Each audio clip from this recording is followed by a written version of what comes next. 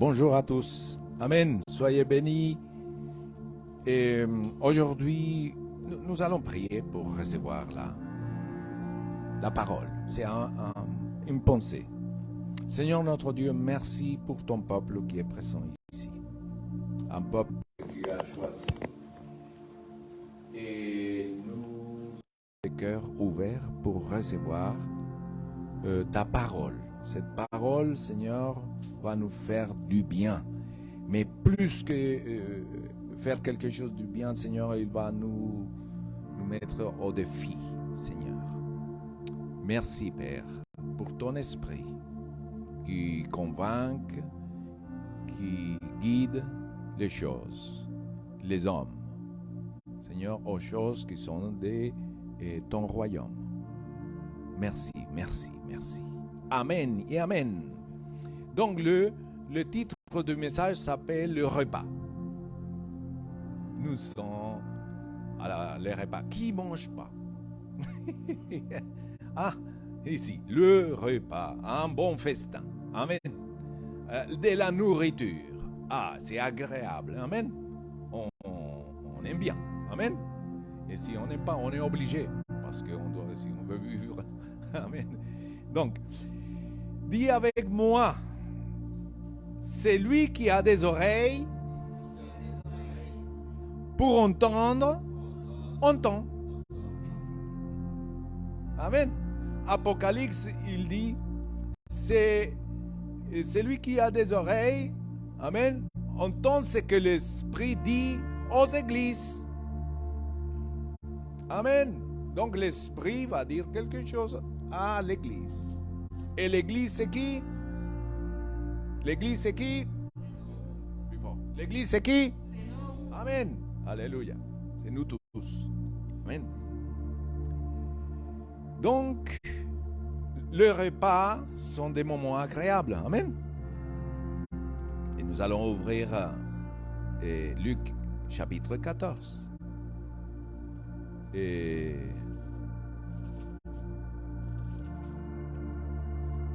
Et puis, commençons des moments agréables aussi, des moments de convivialité, de partage, des échanges. Hein? Et puis, c'est nourrir. Parce que c'est agréable. Le menu, oulala. Si c'est un bon viande bourguignonne, c'est ça? Amen. Alléluia. Si c'est un bon pizza, ok, c'est agréable. Pizza, ok, pardon.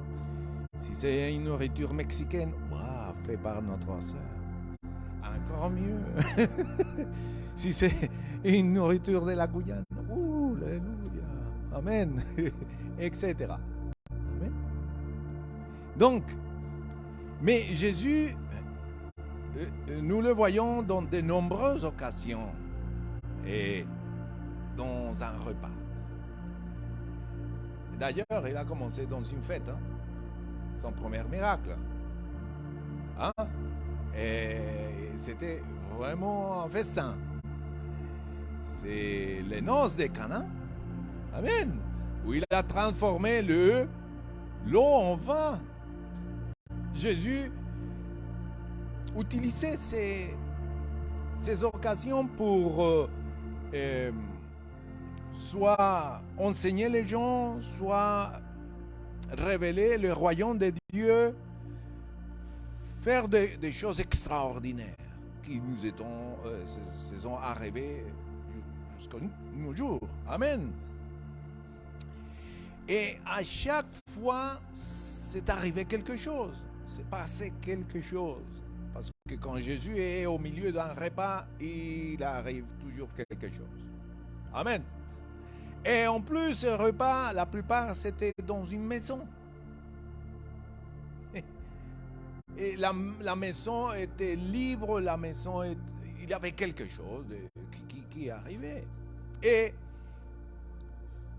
il a dit en une occasion que sa nourriture, c'était de faire la volonté de Dieu, du Père. Donc il passe d'une nourriture matérielle, physique, à une nourriture spirituelle. C'est pour ça qu'il aimait tant ces repas. Amen. Avec des fois c'était avec les disciples, des fois c'était avec les gens, des fois c'était avec les religieux, des fois c'était quelqu'un qui l'invitait et il allait. Mais il arrivait quelque chose. La présence de Jésus dans un repas ou dans une maison fait ce que ce repas devient il arrive quelque chose. Et ça, on va le voir là. Amen. Donc, la présence de Jésus fait du bien. Hein? Et maintenant, dans la première partie du chapitre, dit avec moi, les gens m'observent. Ils sont en train de me regarder. Ils observent qu'est-ce qu'on fait.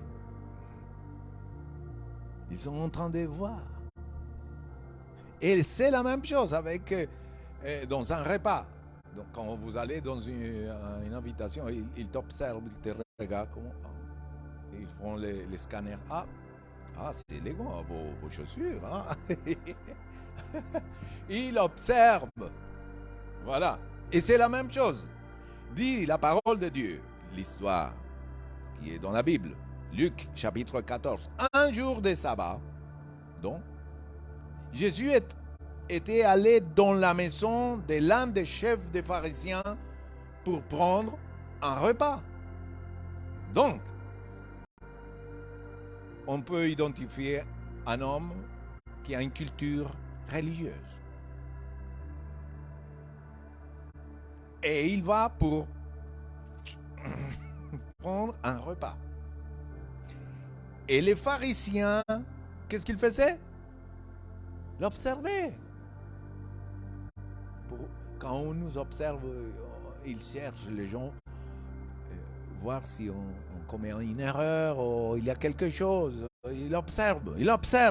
Et ça n'a pas changé aujourd'hui. Or, un homme rempli d'œdème s'est trouvé devant lui. Un homme malade, qui dans la peau, il y avait des problèmes. Il était.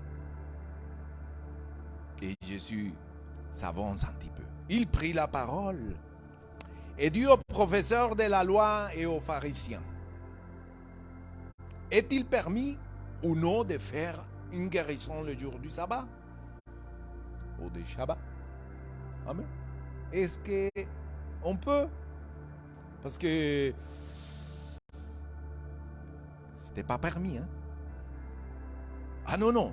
C'est garder, il ne faut pas travailler, il ne faut rien faire. Mais Jésus les connaissait bien. Ils gardèrent le silence. Alors Jésus, il va toucher le malade et le guérit et les renvoya. Amen. Libre, guéri. Tu vois que quand Jésus est au milieu d'un repas, il y a toujours quelque chose. Ou il change l'eau en vin, ou il guérit, ou il enseigne, ou la personne réagit, ou il y a quelque chose toujours. Amen. Puis il leur dit, lesquels? Il va confronter les religieux, les savants de la loi, les connaisseurs, les professeurs. Parce que ça, avoir un titre ne dit pas grand-chose. Ou est-ce que Jésus il avait un diplôme de pharisien, un diplôme qu'il allait quelque part apprendre la parole? Non. Alors ça permet... Oh, oui, il faut étudier la Bible. Mais non. Mais il la connaissait. Lui, il était la parole lui-même. Amen. Alors, ils furent incapables de répondre à cela. Amen.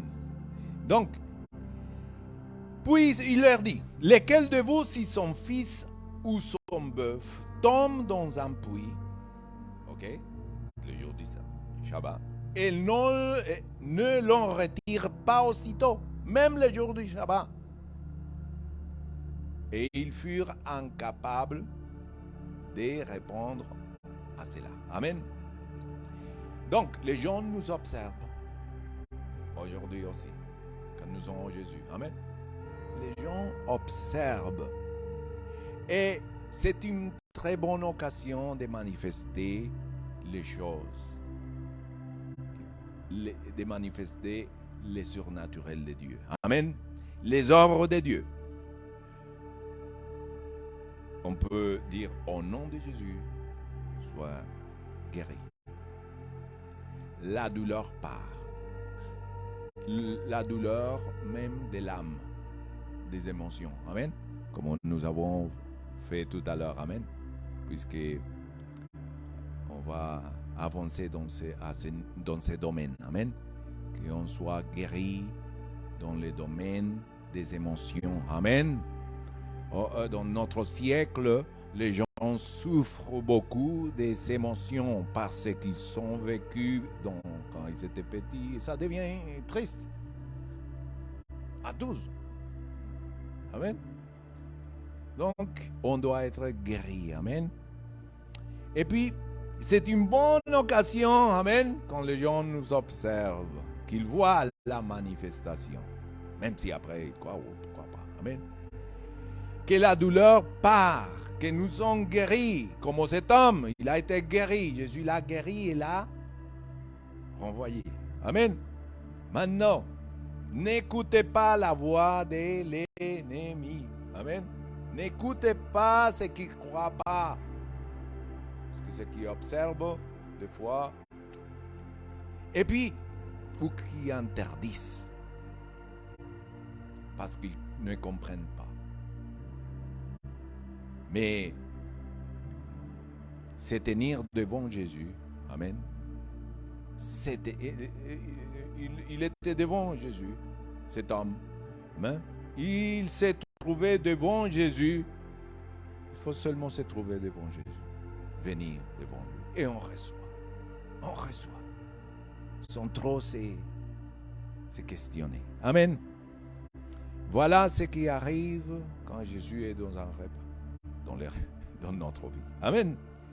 La présence de Jésus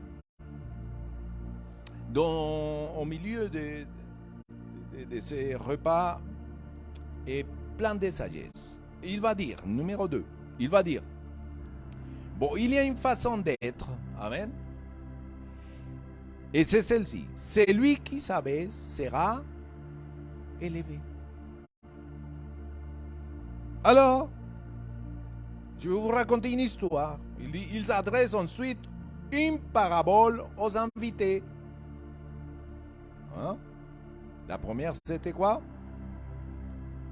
C'est un chef de pharisiens, hein, où il va manger. Mais maintenant, c'est aux gens qui sont là, les invités.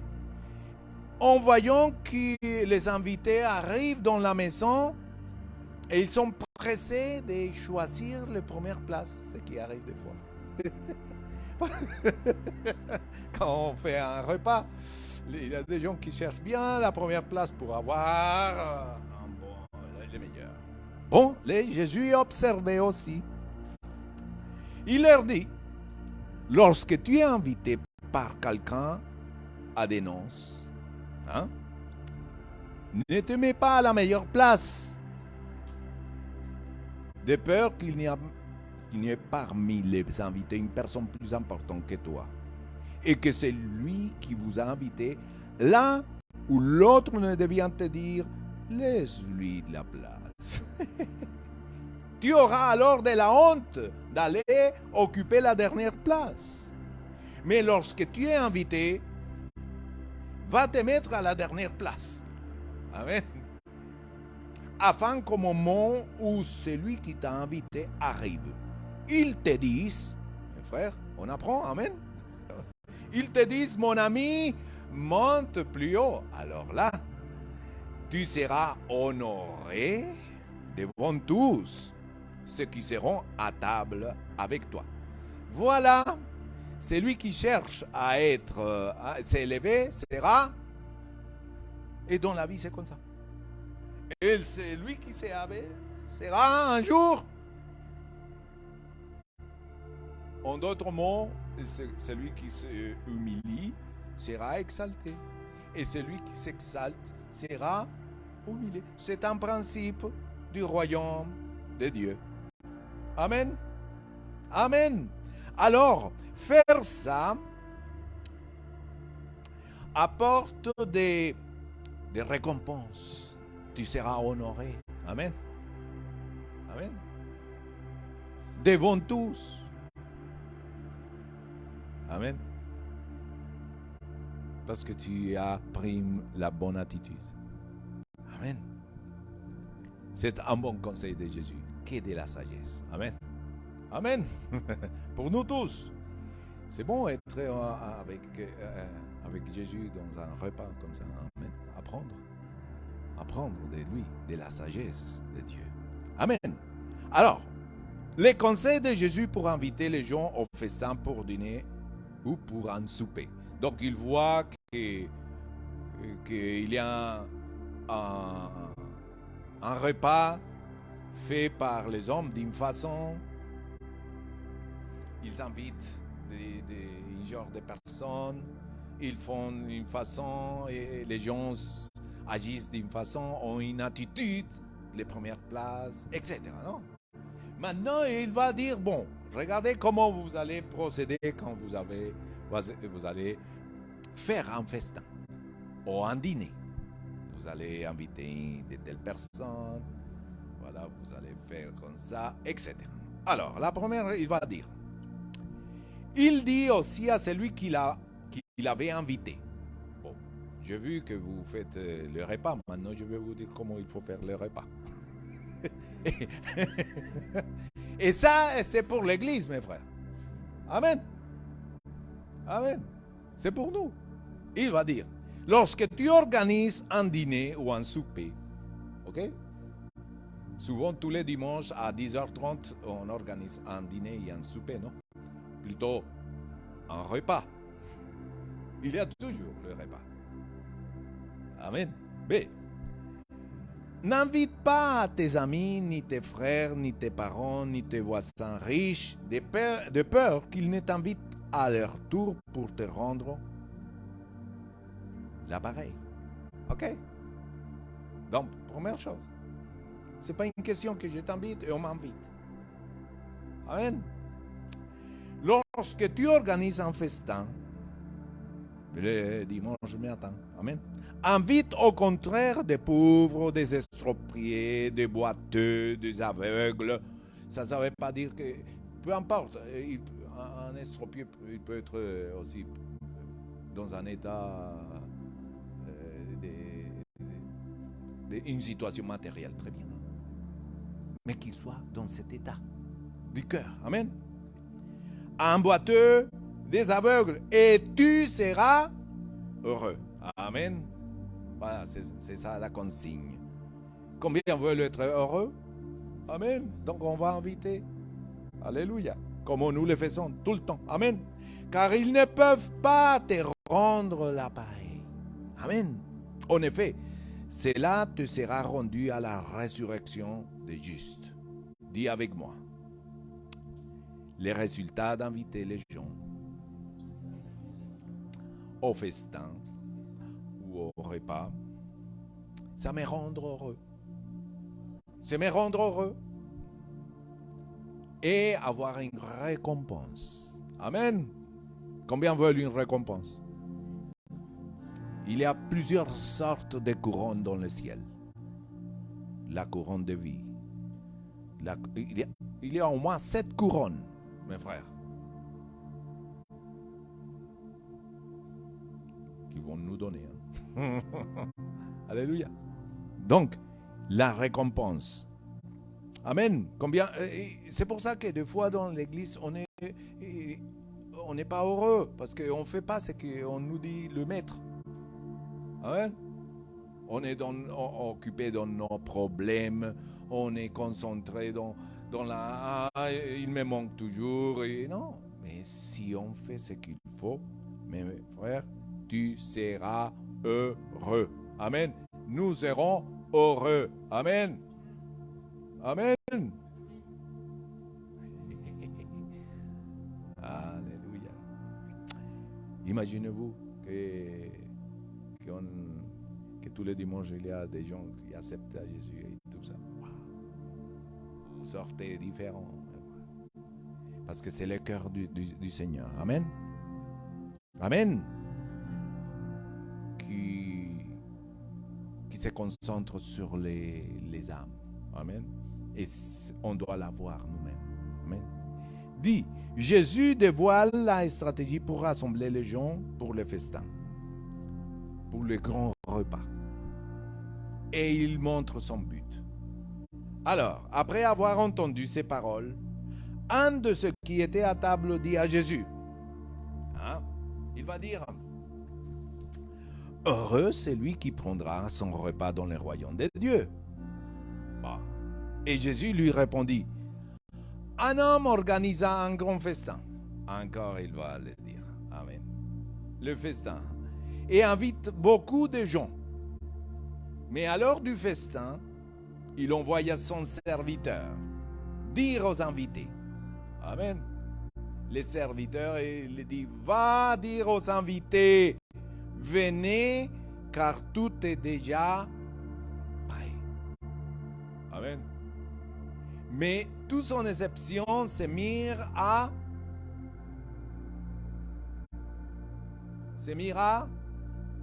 s'excuser. Les excuses, c'est l'égoïsme des gens. Dis avec moi, les excuses pour venir au repas, c'est que de l'égoïsme pur. Amen. Parce qu'il y a un repas, ça ne coûte rien, seulement de venir. Amen. C'est gratuit. Mais les gens, ils ont beaucoup d'excuses de venir à l'église. Ici, ils ont du mal à venir à l'église. Alors, je ne vous dis pas comment pour prier. Sa prière personnelle, sa lecture de la parole. Si on a du mal comme ça, mes frères. Alors, je ne me mets pas à condamner les gens. Ce n'est pas ça. Mais ça montre un petit peu ce que est notre vie spirituelle aussi. En faisant un exercice qui ne va pas nous sauver. Venir à l'église, il ne va pas sauver à personne. Mais simplement, il va te mettre en mouvement de ta foi. Amen. Sortir de ton lit. Parce que vous pouvez rester au lit, amen. Mais sortir, venir, se déplacer, venir et louer le Seigneur ensemble comme nous l'avons fait. C'est un choix, mes frères. S'excuser. Les excuses. Là, on va voir 3 types d'excuses. Amen. Donc, le premier le dit. Il est égoïste. Des fois, la bénédiction empêche. Dans la vie des gens. Tu vois, quand on n'avait pas de bénédiction, on cherchait à Dieu qu'il fasse un miracle, qu'il change ma famille. Une fois que c'est fini,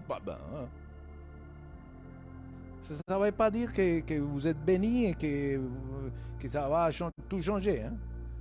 Ça peut-être, ça va mettre plus d'excuses dans votre vie. Mais on doit se libérer des excuses. Amen. Amen. Mourir à soi. Je ne parle pas de suicide. Mourir à soi, c'est tuer l'égoïsme. Amen. Amen. Donc, un autre dit, le premier lui dit, j'ai acheté un champ et je suis obligé d'aller le voir. Excusez-moi, je t'en prie. Amen. Donc, c'est comment? J'ai acheté un appartement, j'ai acheté une maison, maintenant, je suis obligé à m'occuper de ma maison et mon appartement. Voilà, c'est ça. Quand tu étais de son appartement et son maison, tu cherchais à Dieu.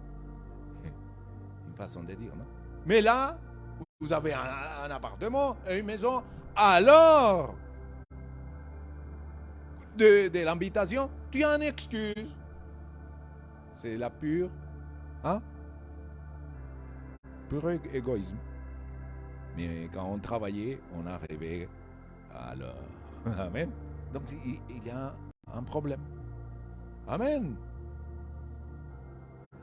Dis avec moi, les choses de Dieu sont très sérieuses. On doit rendre des comptes. Ah non, pasteur, mais non. Un jour, on va rendre compte. Ils vont nous demander. Amen.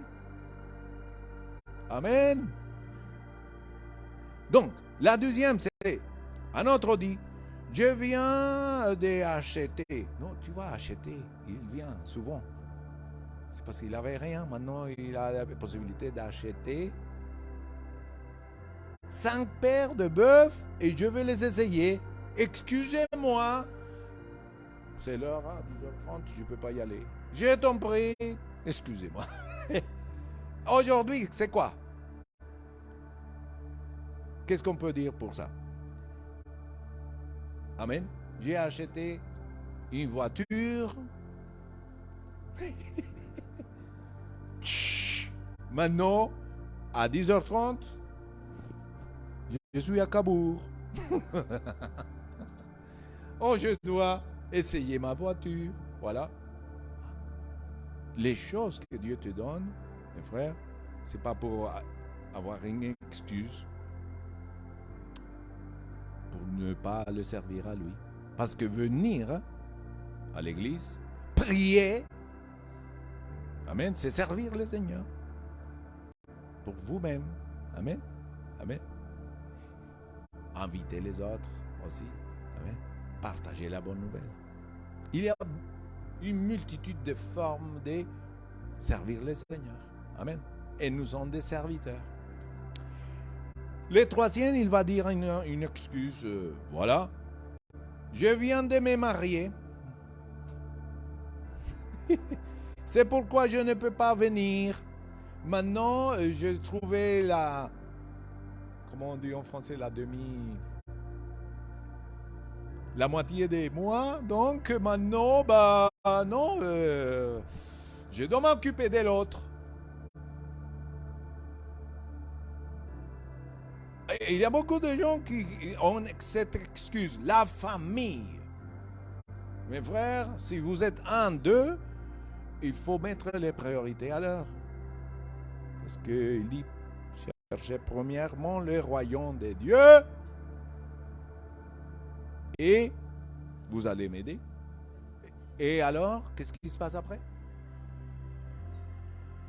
La famille ne doit pas être une excuse. Au contraire. Amen. Amen. Si votre mari n'est pas chrétien, tu l'exposes. Tu dis, voilà comment on va vivre, les règles. Ça, c'est une question de parler, mes frères. On n'est pas en train de dire divorcez-vous ou laissez tomber. Sinon, on dit j'ai une vie spirituelle et je dois être à l'église. Amen. Un bon entendeur.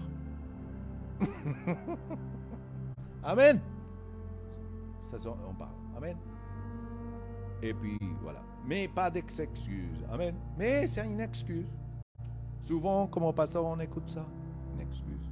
Mais apprenez. Amen. Alors, les serviteurs rapportent ces paroles, toutes ces excuses au maître. Alors, les maîtres de la maison, il est en quoi? En colère. Amen. Dit la parole de Dieu. Le maître de la maison est en colère et dit à son serviteur, va vite sur les places et dans les rues de la ville et amène ici les pauvres, les estropiés, les aveugles et les boiteux. Voilà, c'est ça qu'il nous faut. Amen. Les serviteurs disent, maître, ce que tu as ordonné a été fait.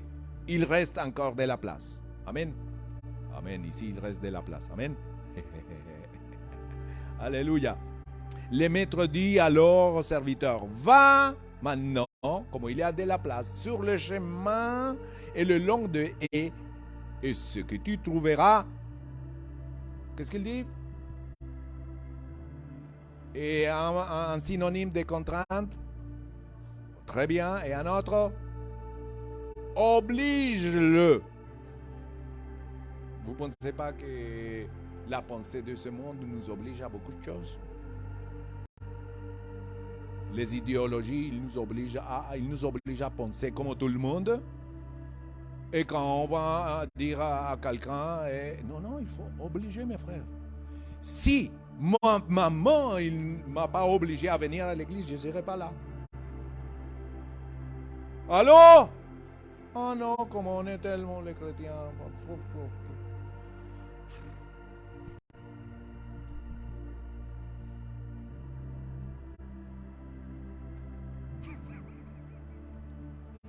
Ils savent ce qu'ils font. Mais nous, les chrétiens, on est très humanistes.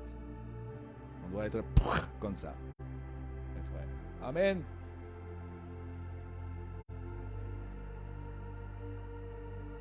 Oui. Vous savez pourquoi je suis toujours ici à l'heure et tout ça? Parce que j'ai une école comme ça. Depuis tout petit, on m'a dit, tu vas là-bas, tu chantes là-bas, c'est ça. Je le faisais, il fallait le faire. Mais il fallait arriver à l'heure, mes frères. Amen. Vous avez pour les personnes qui viennent, amen, à l'église, ils veulent un ministère. Amen. Combien veulent un ministère? Alléluia. Ils sont déjà à l'appel. Mais Dieu, pourquoi il les met ici? C'est pour apprendre des petites choses. À être responsable, à être fidèle, à être loyaux. Et une fois qu'on est testé, on sait, le Seigneur. Amen. C'est pas la connaissance. La connaissance, vous pouvez vous savez lire? Oui.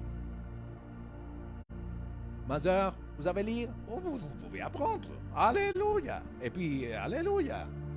Mais c'est pas ça qu'on apprend ici, mes frères. Ici, on apprend à travailler en équipe, à travailler, à être fidèle, à servir. Amen. Une fois qu'on est qualifié, le Seigneur vous met ailleurs. Dans un autre niveau. Dans un autre niveau. Amen.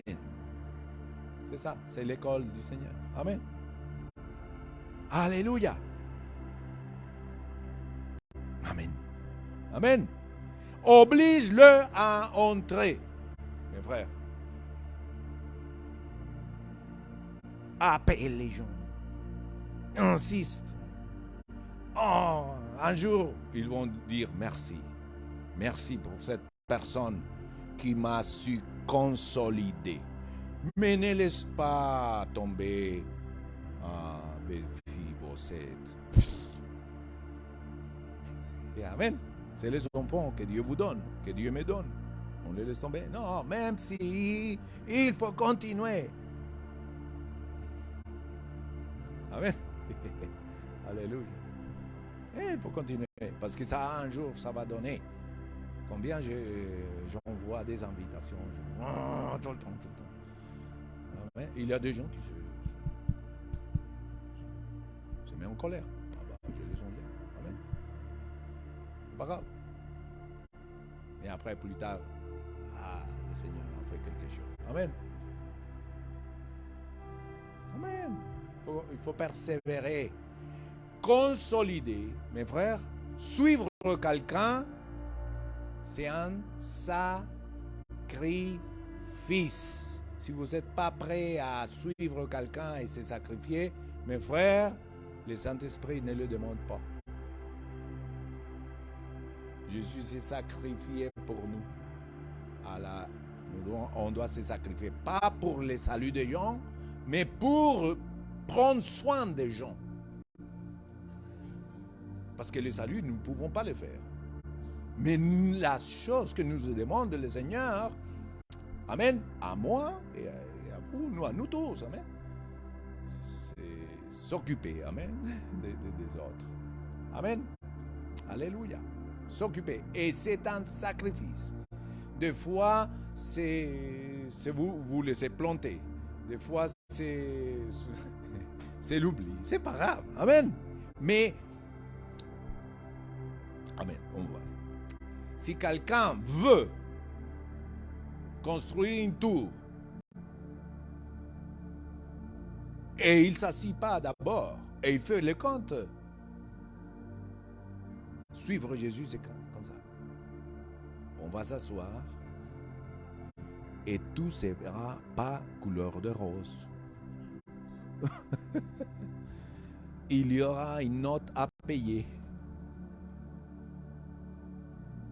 Il y aura l'offense, il y aura l'oubli, il y aura les gens qui parlent de vous. Il y aura, mais Dieu va vous honorer, Dieu va vous récompenser. Dieu n'est pas injuste. Amen. Et ces gens, les personnes, Dieu le dit, il faut les aimer, il faut les pardonner. Il ne faut pas que tu restes comme ça dans votre cœur. Hein? Amen. Amen. Et s'il retourne, il faut que tu aies un cœur comme ça, ouvert, et tu les... Amen. Tu les accueilles. Amen. C'est quoi les pères avec le fils prodige? Amen. On doit avoir un cœur comme ça. Amen. Amen. Amen. Oblige-le à entrer, afin que ma maison soit...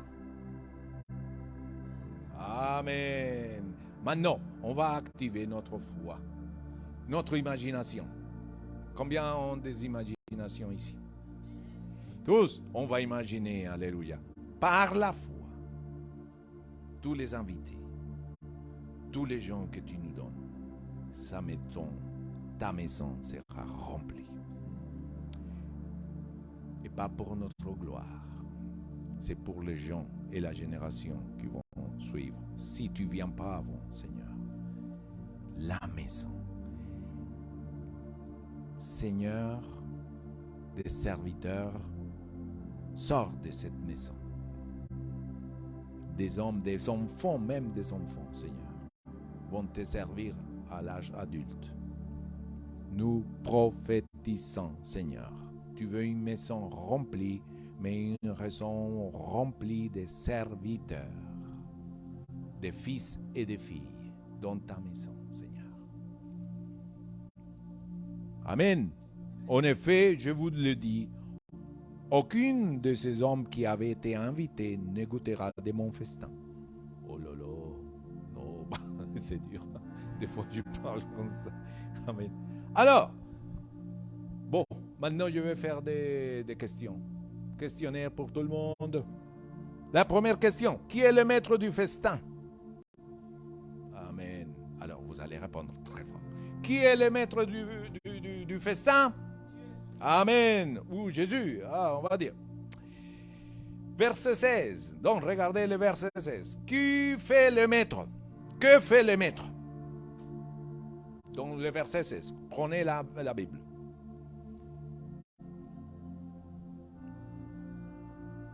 Donc, verset 16.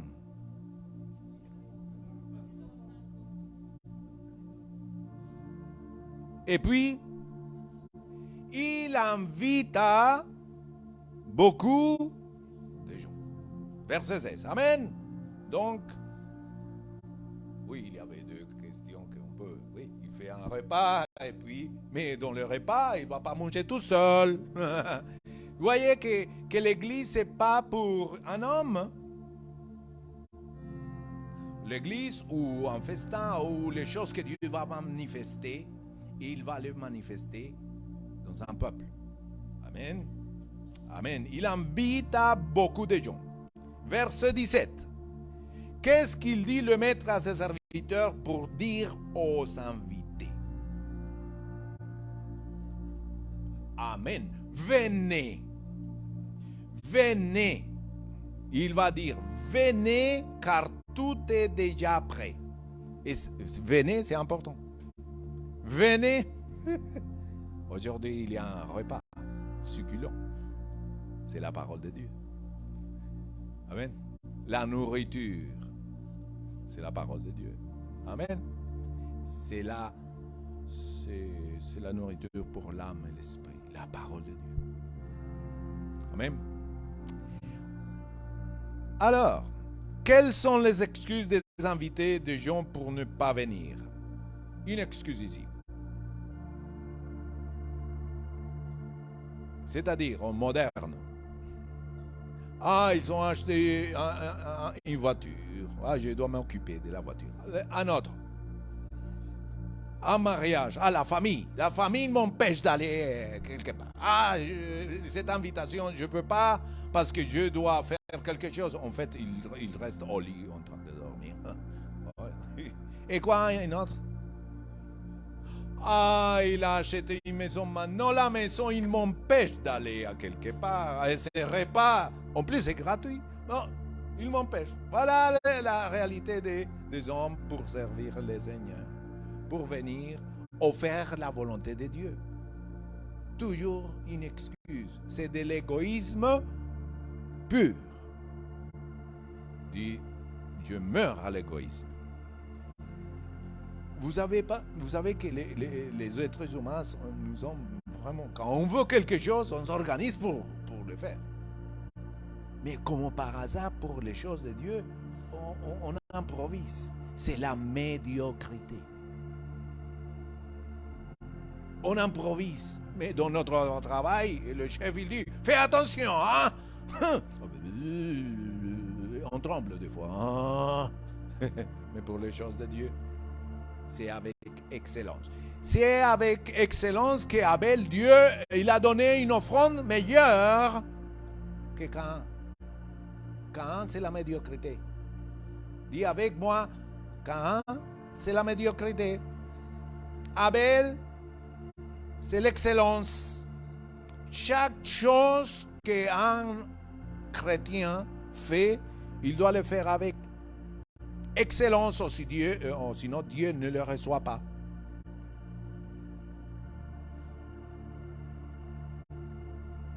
Je ne me fâche pas. C'est même... Mes frères, les choses de Dieu sont très, très sérieuses. Et plus encore, quand tu es baptisé du Saint-Esprit, quand tu es dans l'Esprit, ça devient encore plus... Ça demande plus. Amen. Je me rappelais que quand j'étais un chrétien comme ça, oui, je faisais comme ça. Mais quand le Saint-Esprit est venu à moi, c'est fini la rigolade. C'est fini que je fais les choses et que je dépends parce qu'il y a 20 ou 10 ou 1000 ou 2000. Non, je le fais parce que c'est vers Dieu. Amen. Dis avec moi, les choses de Dieu, les choses spirituelles sont des choses très saintes et très sérieuses qu'on doit le faire avec excellence. Amen. Alors, que fait le serviteur? Verset 21. Regarde les serviteurs du maître, comment ils se comportent. Qu'est-ce qu'il fait en verset 21? Amen, ma soeur. Tu peux parler. Allez, on y va, ma soeur.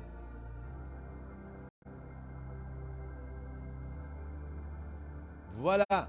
Il raconte toutes ces choses. Regarde comment c'est les serviteurs. Il rapporte toutes ces choses. Amen. Ça, c'est un travail individuel, en commun, en équipe. Amen. Mes frères, alléluia, amen. Toutes les choses que le Seigneur nous donne, c'est un travail en équipe. Amen. L'un, il fait une chose, l'autre a un don, etc. Amen. Que dit le maître à son serviteur? Verset 21, 12e partie. Rapidement, mes frères. Oui, la suite. Va partout et amène ici les nécessiteux, en fait. Les hommes qui tu vois qu'ils ont besoin. Amen. C'est ça. Ensuite, que répond le serviteur à son maître? Verset 22. Luc, chapitre 14, verset 22. Vous que nous suivez. Amen. Mes frères, vous pouvez lire et participer, s'il vous plaît.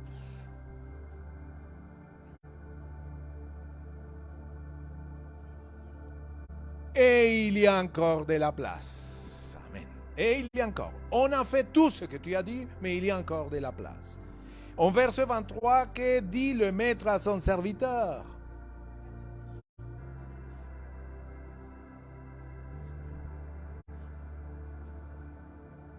Ça, c'est notre attitude. Amen. Va, puisque vous avez déjà fait les places, les rues. Maintenant, vous allez un peu plus loin. Mais maintenant, vous allez avoir une attitude oblige. Qu'est-ce qu'il dit, la pensée de ce monde? Non, il ne faut pas obliger tout le monde. Tout est libre. Allez, voici. Non, mon frère. Ou on obéit aux autres, ou on obéit la parole de Dieu. Hein? Alors, mes frères? Oblige-le, parce que c'est eux qui vont être bénis. C'est pour la bénédiction, mes frères. Amen. Ça nous, dans le temps actuel, ça reste ici dans la gorge, au travers, à beaucoup de chrétiens. Ça nous arrive. Non, il faut être humaniste. Non, il faut qu'il soit libre. Allez, non. Amen. Oblige-le, c'est-à-dire, on ne va pas prendre la personne comme ça, non. Sinon, accompagne-la, rappelle-le, dis-lui pourquoi. Et c'est ça, obligé. C'est pas prendre la personne et puis avec une arme. Et puis, non, c'est pas ça. Explique-le avec amour. Regarde, ça c'est important. Amen. Allez là-bas, vous allez recevoir toujours une parole. Oh, cherchez le Seigneur. Amen. C'est important. Levez-vous, mes frères. Amen. Écoutez ce que l'Esprit dit à l'Église et PPP. Amen. Invitez les nécessiteux. Ceux qui ne peuvent pas en retour te répondre à une invitation. Voyez, c'est pas que j'invite et j'attends. On n'attend pas. Amen. Invitons les désespérés, ceux qui n'ont pas d'espoir et de paix. Amen. Alléluia. C'est qu'on fait. Sinon, c'est une parole, mes frères. Je ne les prêche pas pour dire que vous ne faites pas. Sinon, c'est une parole qui nous a, je pense, qui nous rappelle. Amen. Qui nous encourage. Les malades, les gens en souffrance. Mes frères, amen. Il y a des gens comme ça. On les invite et on les dit pourquoi vous allez là-bas. Il y a l'onction, il y a quelqu'un qui va prier. Ou sinon, priez pour vous-même. Amen. Préparez le terrain. Amen. Alléluia. Oblige-le à venir. Insistez. Pourquoi? Parce que Jésus veut le guérir. Il veut guérir les gens. Amen. Veut pardonner. Veut élever les gens. Amen. Il veut élever parce que celui qui sait où abaissera, s'il a une attitude comme ça, Dieu va l'élever. Amen. Il y a la nourriture dans la maison et PPP. Amen. Amen. Et dans la maison de Dieu, il y a la vie et la bénédiction, dit le psaume. Amen. Car le Maître veut que sa maison soit remplie. Que celui qui a des oreilles entend, pour entendre, entend. Amen. Alléluia. Nous ne sommes pas des sourds. Amen. Nous écoutons, Seigneur, et nous agissons. Merci, Seigneur. Alléluia. Merci pour ce que dit l'Esprit à l'Église. Seigneur, cette parole, alléluia, se réalise au milieu de nous. Et nous avons le Saint-Esprit qui nous aide, qui convainc les hommes. Saint-Esprit, merci pour l'effusion de ton Esprit. Alléluia, merci pour la parole, pour les repas que tu prépares toujours dans sa maison. Et les invités vont être toujours touchés, Seigneur, touchés par sa présence. Amen et Amen. Alléluia, asseyez-vous. Alléluia, Amen. Voilà, soyez bénis. Donc, on va dire à nos amis à dimanche prochain. Amen. Et puis, soyez bénis, bénis.